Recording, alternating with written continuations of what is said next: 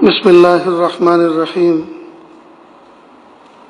الحمد للہ وکفی وسلام علی عبادہ الذین اصطفی اما بعد اعوذ باللہ من الشیطان الرجیم بسم اللہ الرحمن الرحیم وذکر فإن الذکرى تنفع المؤمنین سبحان ربک رب العزة عما یصفون وسلام علی المرسلین والحمد للہ رب العالمین اللهم صل على سيدنا محمد وعلى آل سيدنا محمد وبارك وسلم اللهم صل على سيدنا محمد وعلى آل سيدنا محمد وبارك وسلم اللهم صل على سيدنا محمد وعلى آل سيدنا محمد وبارك وسلم۔ رمضان مبارک کی 15 تاریخ ہے، سن 1441 ہجری ہے، مئی مہینے کی 9 تاریخ ہے، 2020 عیسوی ہے۔ لاک ڈاؤن کا زمانہ ہے اور کرونا وائرس کی وبا ہے۔ اللہ تعالیٰ سے دعا ہے کہ اللہ تعالیٰ جلد از جلد ان بندوں سے اللہ پاک اس وبا کو دور فرمائے اور بندوں کو اپنی طرف حقیقی معنی میں رجوع کرنے کی توفیق عطا فرمائے۔ اسلام 5 شعبوں کا مجموعہ ہے: عقائد، عبادات، معاملات، معاشرت اور اخلاق۔ ان شعبوں پر بندہ عمل کرے گا تو کامل مومن کہلائے گا، اور اس میں جس اعتبار سے کمی ہوگی اسی اعتبار سے اس کے دین میں نقص ہوگا۔ اور بعض شعبے تو ایسے ہیں کہ اگر اس میں کمی کوتاہی ہوگی تو سیرے سے ایمانی رخصت ہو جائے گا۔ اللہ تعالیٰ سے دعا ہے کہ اللہ تعالیٰ اسلام کے 5 شعبوں کی تعلیمات کی روشنی میں ہمیں زندگی گزارنے کی توفیق عطا فرمائے۔ تو ایک شعبہ ہے معاشرت کا، یعنی آپس میں ہم رہن سہن کس طرح کا کریں، آپس میں بیہیو اور برتاؤ کس طرح کا کریں۔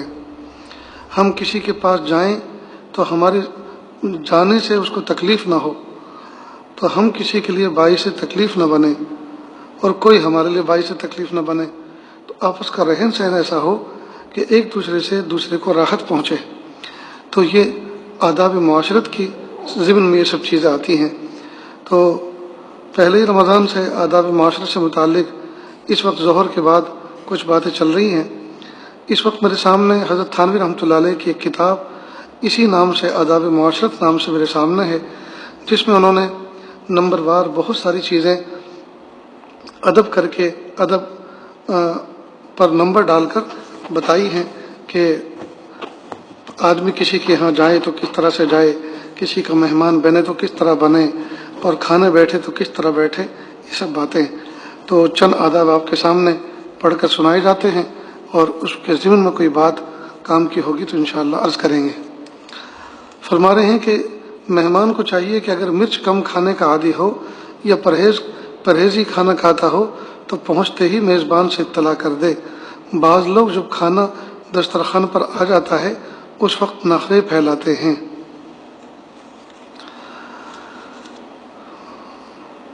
ادب: دسترخوان پر بعض اوقات شکر بھی ہوتی ہے۔ اس وقت بعض خادم اس طرح پنکھا جھلتے ہیں کہ شکر برتن سے اڑنے لگتی ہے، اور بعض اوقات اس برتن سے چمچے میں لیتے ہیں تو چمچے سے اڑنے لگتی ہے۔ سو خادم کو ان باتوں کی تمیز ہونی چاہیے۔ اصل میں یوپی کے علاقے میں آج بھی جہاں لائٹ بہت کم آتی ہے، گرمی کے زمانوں میں کھجور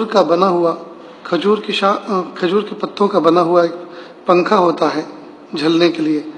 وہ پلاسٹک کا بھی ہوتا ہے اور نہ جانے کیسے کیسے ہوتے ہیں۔ تو جب آدمی پنکھا جھلتا ہے تو اپنی ذات اگر اپنے ہاتھ میں ہے، اپنے آپ کو ہوا کر رہا ہے تو وہ تو اس کے انڈر کنٹرول ہوتا ہے، لیکن کئی مرتبہ جو مہمان ہوتا ہے، یہ جو گھر کے بڑے ہوتے ہیں، ابا ہوتے ہیں، والدہ ہوتی ہیں، تو بچے ان کو ہوا جھلتے ہیں، پنکھا کرتے ہیں۔ تو حضرت فرما رہے ہیں کہ کئی مرتبہ مہمان کھانا کھا رہا ہوتا ہے اور کچھ چیزیں ایسی ہوتی ہیں جو اڑنے والی ہوتی ہیں۔ مثلا حضرت جو شکر فرما رہے ہیں تو یہ شکر بھی اسی علاقے کا خاص تحفہ ہے جو اتنی نرم ہوتی ہے کہ ہوا کے جھونکے سے اڑتی بھی ہے۔ شکر سے مراد چینی نہیں، بلکہ یہ گڑ کے قبیل سے ایک چیز ہوتی ہے جس کو شکر کہتے ہیں۔ تو کئی مرتبہ برتن میں رکھی ہوتی ہے، اب ہوا تیز جب جھلیں گے تو وہ اڑ کے دائیں بائیں گرے کی چیزوں میں، یا کئی مرتبہ بڑے برتن سے جب چمچ ڈال کے نکالتے ہیں تو وہ اتنی تیزی سے ہوا کرتے ہیں کہ چمچ کی شکل جو ہے اڑ جاتی ہے۔ کہا جس وقت اس قسم کا عمل کوئی کر رہے ہوں تو پنکھا چلنے والے کو چاہیے کہ اس کی رفتار کم کر دے۔ کئی مرتبہ بہت سے لوگ بزرگوں کے سر پہ تیل کی مالش کرتے ہیں، اب ان کو مثلا پانی پینا ہے، اب وہ اشارہ بھی کر رہے ہیں کہ بھئی رک جاؤ، لیکن اس نے تو سر کے اوپر ایک مشین چلائی ہوئی ہوتی ہے، بھلا یہ کہاں روکنے والا ہے؟ تو اس لیے ادب کا تقاضا یہ ہے کہ وہ اگر کسی قسم کی کوئی چیز جو ہے کوئی عمل کر رہے ہیں تو اس وقت اپنے ہاتھ کو روک لے۔ کئی مرتبہ کسی نے کاغذ دیا اس کو دستخط کر دو اس پر، اب وہ مالش بھی کر رہے ہیں، اب وہ اشارہ بھی کر رہے ہیں بھئی رک جاؤ مجھے دستخط کرنا ہے۔ اب بتائیے جب کوئی آدمی سر کے اوپر مالش کرتا رہے گا مسلسل اور وہ دستخط کے لیے ہاتھ میں کاغذ رکھیں گے دستخط کریں گے تو پھر وہ دستخط تھوڑی ہوگا، وہ تو چائنیز زبان میں کچھ لکھا جائے گا، پھر قلم ہی بہت ہلے گا۔ ادب، بھائی کے گھر سے ایک بند خط میرے پاس اپنے کارندے کے ہاتھ بھجوایا گیا تاکہ اس کو ڈاک میں چھوڑ دیا جائے، اور میں ہی اس کی فرمائش کر کے آیا تھا کیونکہ اس خط کا مجھ سے تعلق تھا۔ راہ میں کارندے نے دیکھا کہ اس وقت ڈاک لے کر ہرکارا اسٹیشن جاتا ہے۔ کارندے صاحب نے یہ خیال کر کے کہ ڈاک خانے میں جانے سے کل نکلے گا، کیونکہ ڈاک خانے میں سے ڈاک تو نکل چکی، اب وہ جو ڈاکیا ہوتا ہے جو اس کا تھیلا خطوط کو پوسٹ باکس میں سے نکال کر ایک تھیلے کے اندر بند کر کے وہ لے کے جاتا ہے ریلوے اسٹیشن، تو وہ ڈاک لے کے چل دیا تھا کیونکہ ہر کرا ریل کے سب اسٹیشن جاتا ہے۔ کارندے صاحب نے یہ خیال کر کے کہ ڈاک خانے میں جانے سے کل نکلے گا کیونکہ ہر کارا ریل کے سب پوسٹ ماسٹر کو دے گا، اب میں اس کا منتظر کہ بھائی کے گھر والے میرے پاس خط بھیجیں گے۔ جب وہ خط نہ آیا تو میں نے تحقیق کی کہ اس وقت یہ سب قصہ معلوم ہوا، یعنی وہ جو آدمی لے کر آ رہا تھا خط حضرت کے یہاں، بجائے حضرت کو دینے کے اس نے سوچا پوسٹ مین تو نکل چکا ہے تو اسی کے ہاتھ میں دے دیتے ہیں تاکہ یہ آگے اس کو لے کر آگے پہنچا دے، تو وہ دے دیا۔ اب حضرت نے پوچھا بھئی وہ خط کیا ہوا؟ کہ خط تو میں نے اسی طرح سے دے دیا۔ کہ اللہ کے بندے تمہیں کیا پتا تھا کہ میرے ہاتھوں سے بھجوانے میں کیا حکمت تھی یا مجھے دکھانے میں کیا حکمت تھی، کہ تم نے ساری حکمتوں پر پانی پھیر دیا۔ تو کوئی کام اگر کسی کو مکلف کیا جائے تو اس میں بیچ میں اپنی عقل کو نہ لڑائے، بلکہ جیسا کہا گیا ہے ویسا کرنا چاہیے۔ ایک طالب علم بازار میں جانے کی اجازت لینے کے لیے آیا اور کھڑا ہو گیا، وہ میرے انتظار فراغ میں کھڑا رہا اور مجھ کو اس کا کھڑا ہونا بوجہ صورت تقاضے کے بار معلوم ہوا۔ میں نے سمجھایا کہ اس سے طبیعت تنگ ہوتی ہے، تم کو چاہیے تھا کہ جب مشغول دیکھا تھا بیٹھ جاتے اور جب فارغ دیکھتے گفتگو کرتے۔ ایک مہمان نے بقصد ہدیہ دینے کے 2 روپے میرے قلمدان میں رکھ دیے اور مجھ کو خبر نہیں کی۔ میں نماز عصر کو اٹھا، قلمدان وہیں رکھا۔ نماز کے بعد کسی ضرورت سے قلمدان منگایا تو اس میں روپے دیکھے، پوچھا گیا تو کسی قدر توقف سے ان صاحب نے اس کی اطلاع کی۔ میں نے وہ روپیے یہ کہہ کر واپس کر دیے کہ جب تم کو ہدیہ دینا نہیں آتا تو ہدیہ دینا ہی کیا ضروری تھا؟ کیا یہ طریقہ ہے دینے کا؟ اول تو ہدیہ دیتے ہیں راحت و مسرت پہنچانے کو، اور جب کہ اس کی تحقیقات میں اس قدر پریشانی ہوئی تو اس کی غرض ہی فوت ہو گئی۔ دوسرے، اگر قلمدان میں سے کوئی لے جاتا جس کی نہ تم کو خبر ہوتی اور نہ مجھ کو، تو تم اس گمان میں رہتے کہ ہم نے 2 روپے دیے ہیں اور میں اس سے ذرا بھی منتفع نہ ہوتا، فائدہ نہ اٹھا، تو مفت کا احسان ہی میرے سر پر رہتا۔ تیسرے، اگر کوئی لے بھی نہ جاتا اور میرے ہی ہاتھ آتے تب بھی مجھ کو یہ کیسے معلوم ہوتا کہ یہ کس نے دیے اور کس کو دیے، اور جب نہ معلوم ہوتا تو چند روز امانت رکھنے پر مجھ کو بار ہوتا، پھر گم شدہ چیز کی مد میں صرف کر دیا جاتا۔ یہ ساری مصیبت تکلیف کی ہے۔ سیدھی بات تو یہ ہے کہ جس کو دینا ہو اس کے ہاتھ میں سپرد کر دے، اور اگر مجمع سے لحاظ معلوم ہو تو تنہائی میں دے دے، اور اگر تنہائی میسر نہ ہو تو کہہ دے کہ میں تنہائی میں کچھ کہوں گا، پھر تنہائی ہو دے دے۔ سبحان اللہ، یہ کتنی پیاری بات اور صاف صاف انداز سے کی۔ کئی مرتبہ گھر پہ مہمان آتے ہیں اور گھر کے آگے کا حصہ، جس کو گجراتی میں اوٹلا کہتے ہیں، اردو میں چبوترا کہتے ہیں، بیٹھک ہوتی ہے، چبوترا ہوتا ہے، آدمی وہاں مڈھے ڈال کر، کرسیاں ڈال کر یا چارپائی ڈال کے بیٹھا ہوتا ہے۔ تو مہمان کئی مرتبہ آتے ہیں تھوڑی سی دیر کے لیے ملاقات کے لیے، خاص طور سے اللہ والوں کے یہاں، تو آئے اور ہاتھ میں وہ کوئی ہدیہ بھی لے کر آتے ہیں، اور وہ ایک طرف رکھ دیا، ملاقات کی، ساری بات ہوئی اور اٹھ کے چلے گئے۔ تو اب وہ یہ سمجھتے ہیں کہ یہ رکھا ہے اٹھا لیں گے، تو یہ جو ہے ادب کے بھی خلاف ہے، وقار کے بھی خلاف ہے۔ اس طرح سے نہیں، بلکہ جاتے کے ساتھ ہی پیش کرنا چاہیے، حضرت یہ آپ کے لیے ہدیہ ہے، قبول فرمائیے۔ اسی طرح جب فوراً جاتے کے ساتھ پیش نہ کیا، بیٹھ گئے، مسافہ کرنے کے بعد خیر خیریت ہو گئی، تعارف ہو گیا، کہا حضرت یہ کچھ ہدیہ ہے، اس کو گھر میں بھجوا دیجیے، تو اس طرح سے ہدیہ پیش کیا جاتا ہے۔ کئی مرتبہ چھوڑ کے چلے جاتے ہیں، اتنی غیرت آتی، یہی سمجھ میں نہیں آتا کہ یہ ہدیہ ہے، یہ صدقہ ہے، یہ اپنے لیے ہے، یا اکثر اللہ والوں کے ملنے کے لیے جاتے ہیں تو ان کے ساتھ ان کی جو ہے ماتحتی میں کوئی ادارہ بھی چلتا ہے، گھر کے ساتھ میں کوئی مدرسہ بھی لگا ہوا ہے، وہ اس نیت سے لایا تھا کہ یہ طلبہ کو کھلا دینا، اور نہ جانے کتنے اس میں جو ہے شکوک و شبہات ہو سکتے ہیں۔ تو جب کچھ نہیں کہا تو ظاہری بات ہے کہ پھر بہتر یہی ہے کہ اس کو صدقے کی مد میں خرچ کر دینا چاہیے۔ لیکن جو مہمان تھا وہ تو خوش ہوگا کہ ہم نے حضرت کو ہدیہ پیش کیا، وہ اس کو استعمال کریں گے تو بڑے خوش ہوں گے۔ ارے خاک خوش ہوں گے، تم نے تو ایسا جو ہے سر کے اوپر بوجھ مار دیا کہ اس کا یہی پتہ نہیں چلا کہ یہ تھا کیا۔ لہٰذا اس کا خاص خیال رکھنا چاہیے۔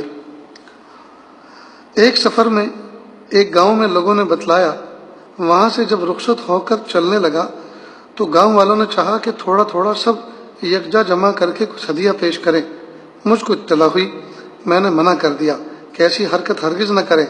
اس میں خرابی تو یہ ہے کہ بعض اوقات تحریک کرنے والے اس کا لحاظ نہیں کرتے کہ مخاطب کی طبیعت کی بشاشت کا خیال رکھیں، یعنی تحریک کرنے والے یعنی جو کہتے ہیں کہ بھئی ہدیہ دو ہدیہ دو، تو وہ ہدیہ جو ہیں وہ کئی مرتبہ سامنے والے کی راحت کا خیال نہیں کرتے، کہتے ارے میاں 5 روپے دے رہے ہو 10 روپے دو، تو سامنے والا 5 دے رہا تھا تو وہ طیب خاطر سے دے رہا تھا، دل کی خوشی سے دے رہا تھا، اور اب جب اس نے 10 روپے کا مطالبہ کیا تو اب مزید 5 روپے جو دے رہا ہے وہ زور پڑے پہ دے رہا ہے۔ جیسے مسجدوں میں مدرسوں کے چندے ہوتے ہیں مجموعوں میں، اس میں یہی سب ہوتا ہے۔ تو فرمایا کہ بعض اوقات تحریک کرنے والے اس کا لحاظ نہیں کرتے کہ مخاطب طیب خاطر سے دے رہا ہے یا محرک کے الفاظ سے۔ یہ دوسرے اگر طیب خاطر کی بھی رعایت کر لی تب بھی جو مصلحت ہے ہدیے میں کہ باہم محبت بڑھے، جب یہی پتہ نہ لگا کہ کس نے کیا دیا ہے تو وہ مصلحت مرتب کہاں ہوئی۔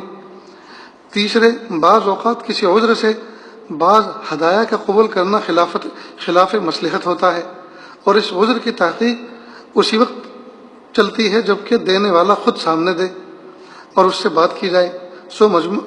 سو مجتمع ہدایہ میں یہ تحقیق بھی دشوار ہے، اس لیے جس کو دینا ہو وہ اپنے ہاتھ سے اس کو دے، یا بلا تحریک بطور خود کسی اپنے معتمد کے ہاتھ بھیج دے، یا ہدیے کے ساتھ مہدی کا رقعہ بھی ہو، یعنی ہدیہ دینے والے کا خط اور رقعہ بھی ساتھ میں ہو۔ تو حضرت نے ایک بہترین تربیت فرمائی کہ اگر اس طرح سے کسی کو ہدیہ دینا ہے تو اس طرح چندہ کر کے، چندے کی شکل نہ ہو، ہر آدمی کو چاہیے کہ وہ انفرادی ملاقات کرے تنہائی کی اور وہ خود پیش کر کے جائے، یہ اچھا ہے۔ اس لیے کہ بعض لوگوں سے جب لیا جاتا ہے تو اس میں کئی مطلب پوچھتے ہیں بھئی کیا کام کرتے ہو، اب پتہ چلا کہ اس کا کام تو ناجائز ہے، تو ظاہر ہے کہ اس آدمی کا ہدیہ تو قبول نہیں کرنا، ان کو سمجھانا ہے کچھ بات، تو یہ اسی وقت تو ہوگی، اس مصلحت پر عمل ہو سکے گا جبکہ وہ خود آدمی بات کرے۔ اور جب چندہ کیا تو کس نے حلال دیا، کس نے حرام دیا، کون کیسا تھا، کس کے حالات کیسے تھے، ظاہری بات ہے کچھ پتہ نہیں چلے گا، تو حضرت نے فرمایا کہ ایسا ہرگز نہیں کرنا چاہیے۔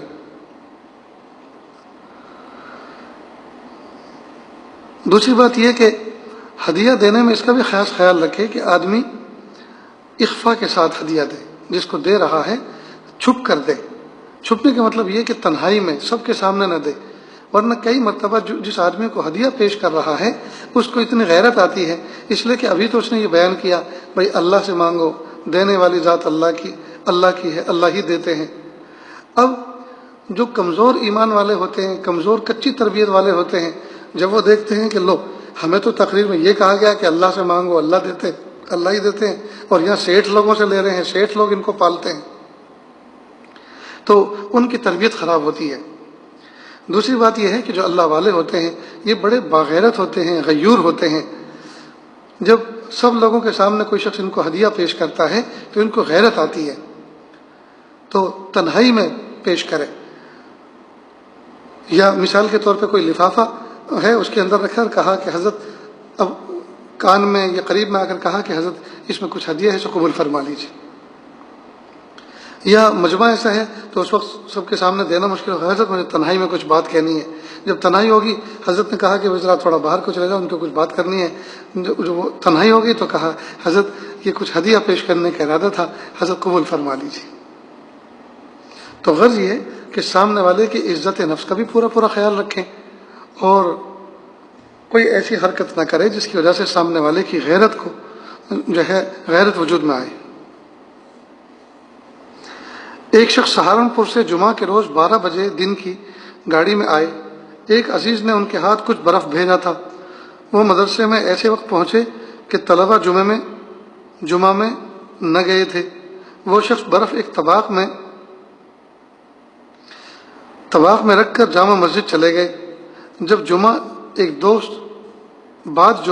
دوست جن سے میں نے واز کی درخواست کی تھی واز کہنے لگے، چونکہ وہ مجھ سے شرماتے تھے، میں مدرسے چلا آیا۔ وہ شخص واز میں شریک رہے، بس بہت دیر کے بعد مدرسے میں آئے اور اس وقت وہ برف پیش کیا جو ایک رومال میں لپٹا ہوا تھا۔ اول تو یہی بات نامناسب معلوم ہوئی، برف کے ساتھ کمبل یا ٹاٹ یا برادہ لاتے، مگر یہ فعل دوسرے کا تھا، کیونکہ وہ خود تو لائے نہیں تھے، ان کو تو کسی نے دیا تھا اور ان کے اختیار سے باہر تھا، لیکن جو کام ان کے کرنے کا تھا انہوں نے اس میں بھی کوتاہی کی، یعنی اول تو آتے ہی برف گھر پہنچاتے۔ اگر یہ کسی وجہ سے ذہن میں نہیں آتا تھا تو بعد نماز فوراً آ جاتے، اور اگر آنے کو جی نہیں چاہتا تھا تو جب میں خود آنے لگا تھا تو اس وقت مجھ سے اس کی اطلاع کر دیتے، میں اس کو لے لیتا۔ اب 2 گھنٹے کے بعد آ کر سپرد کیا جو قریب کل کے گھل گیا، برائے نام تھوڑا باقی رہ گیا۔ مجھ کو تمام قصہ معلوم ہوا تو میں نے فہمائش بھی کی، اور چونکہ میری رائے میں یہ باقتضاء خصوصیت ان کی طبیعت کے خالی فہمائش ناکافی ہوئی، اس لیے میں نے اس کو لینے سے انکار کر دیا تاکہ ان کو ہمیشہ یاد رہے۔ وہ بہت پریشان ہوئے۔ میں نے کہا تم نے ایک شخص کی امانت ضائع کی، اور جب ضائع ہو گئی اب مجھ کو دینا چاہتے ہو، بلا وجہ احسان لینا نہیں چاہتا، اب اس بقیہ کو آپ ہی خرچ کرو۔ تم کو یا تو امانت نہ لینا چاہیے تھا، اور اگر لی تھی تو اس کا حق پورا ادا کرنا چاہیے تھا۔ ادب۔ میں صبح کو صحرا سے مدرسے میں آیا اور سہ دری میں آ کر بیٹھا، وہاں ایک عزیز سوتے تھے۔ میں آہستہ سے بیٹھ گیا۔ ڈاک لے جانے والا دکھانے کے لیے روانگی کے خطوط لایا، میں نے دیکھ کر لے جانے کے لیے حوالے کر دیے تو اس نے ٹین کے نلکے میں جو اسی کام کے لیے موزوں ہے زور سے خط چھوڑے، جس سے کارڈ اس سے لگ کر بولے، یعنی ٹین کا ایک پائپ جیسا ایسا تھا جس میں خطوط ڈالے جاتے تھے، اس میں اتنی زور سے ڈالے کہ وہ لگ کر آواز کی انہوں نے۔ میں نے فرمائش کی کہ سوتے ہوئے کی رعایت کرنا چاہیے۔ ہمارے بہت سے اکابر مشائخ کے تو ایسے بھی حالات ملتے ہیں۔ حضرت شیخ جلال آبادی رحمۃ اللہ علیہ اپنے گھر سے مدرسے کی طرف جاتے تھے تو ایک مرتبہ جو خادم ساتھ میں تھے انہوں نے سنایا کہ حضرت کو ہم نے اتنا ادب کا خیال دیکھا کہ ایک مرغی پانی پی رہی تھی راستے میں، تو حضرت چپ چاپ لبوں پر انگلی لگائی اور ساتھی سے کہا کہ دیکھو بولو مت، اور خاموش کھڑے ہو گئے کہ مرغی پانی پی رہی ہے، اگر ہم آگے جائیں گے اور بات کرتے جائیں گے تو بھڑک کے کودے گی، تو ایک تو پانی جس جگہ پی رہی ہے تو ہو سکتا ہے نالی کا پانی پی رہی ہو وہ بھی اڑے گا، اور دوسرا یہ کہ اس کی پیاس ادھوری رہ جائے گی۔ تو ہماری حرکت سے، ہمارے بولنے سے ایک پرندے کی، ایک جانور کی جو ہے پیاس ادھوری رہ جائے گی، تو ہمیں چاہیے کہ ہم اس کو راحت پہنچائیں۔ تو جب جانوروں کا جو خیال رکھتے ہوں تو کیا وہ انسانوں کا خیال نہیں رکھتے ہوں گے؟ اور کتنے با ادب ہوں گے، اور کیسے ان کے دل اللہ پاک نے پیارے بنائے ہوں گے جو دوسروں کی راحت کا اتنا خیال رکھتے ہیں۔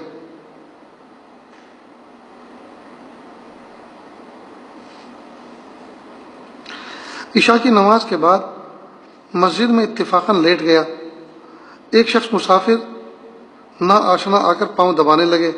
مجھ پر بار ہوا، پوچھا کون؟ انہوں نے اپنا نام اور پتہ بتلایا، مگر میں نے نہیں پہچانا۔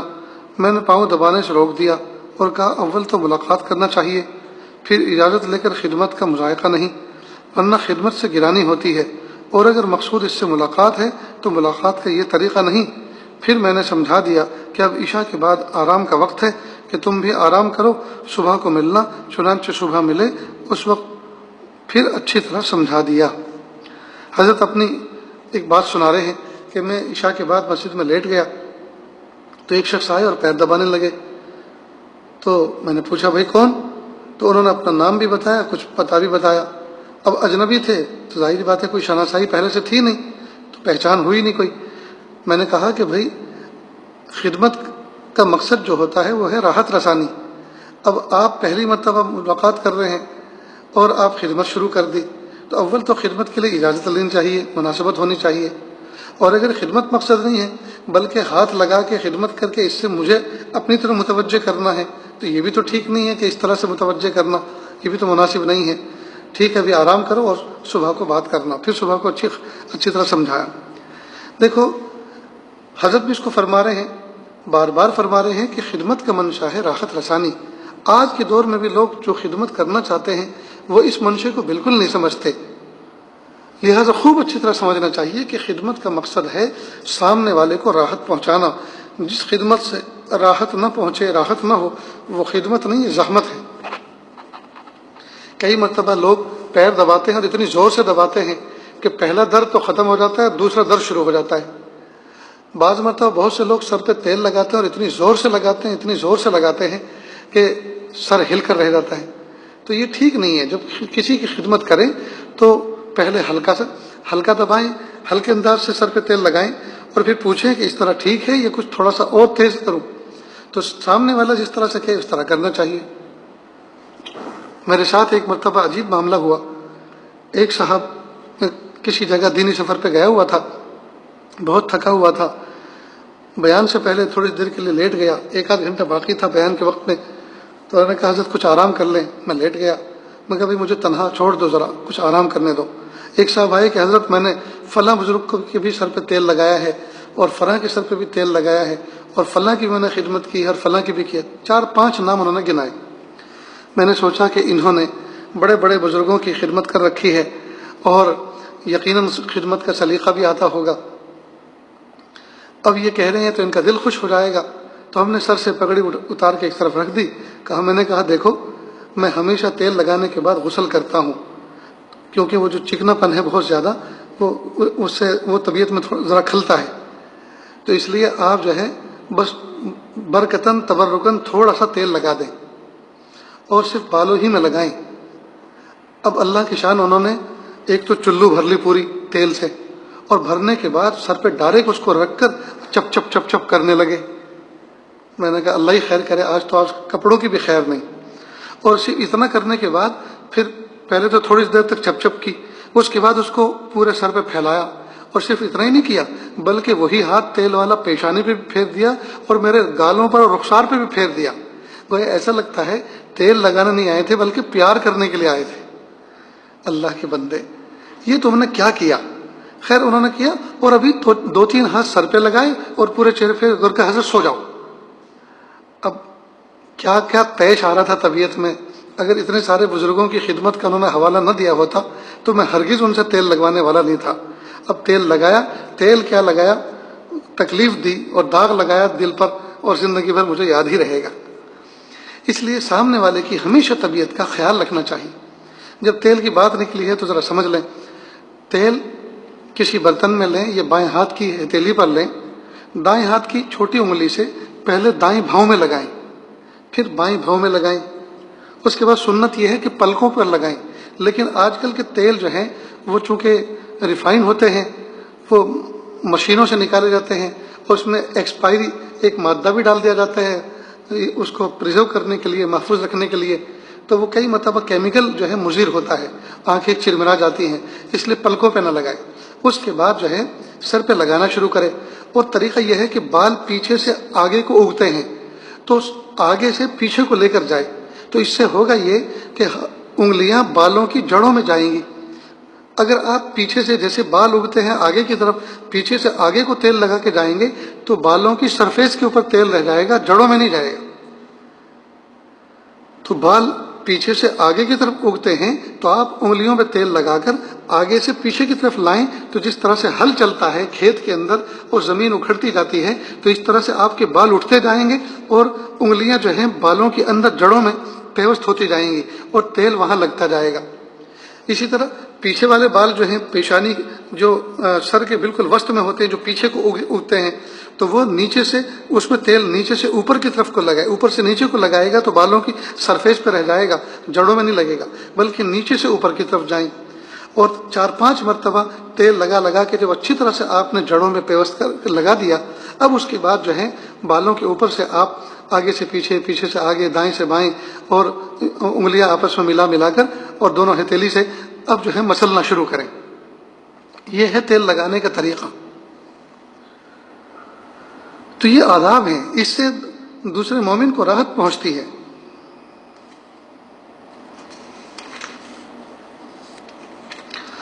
حضرت فرما رہے ہیں کہ بس آئندہ کل انشاءاللہ آگے کچھ بات کریں گے۔ اللہ تعالیٰ کہنے سننے سے زیادہ عمل کی توفیق عطا فرمائے۔ دعا کر لیجیے۔ بسم اللہ الرحمن الرحیم، اللہم صلی علی سیدنا محمد وعلی آل سیدنا محمد وبارک وسلم۔ لا احصی ثناء علیک انت کما اثنیت علی نفسک رب اغفر وارحم وانت خیر الراحمین۔ حسبی اللہ لا الہ الا ھو علیہ توکلت وہو رب العرش العظیم۔ اللہ جی، ہم ظاہر میں آپ کے بندے اور بندیاں ہیں، حقیقت میں نہایت گندے ہیں۔ اللہ ہمارے دلوں کی گندگی کو دور فرما، ہمیں اپنی بندگی کا سلیقہ عطا فرما، شرمندگی والے کاموں سے ہماری حفاظت فرما۔ پیارے اللہ، ہم سب کو ایسا بنا دیجیے ہم آپ کو پسند آ جائیں۔ وصلی اللہ تعالی علی خیر خلقہ محمد و آلہ و صحبہ اجمعین۔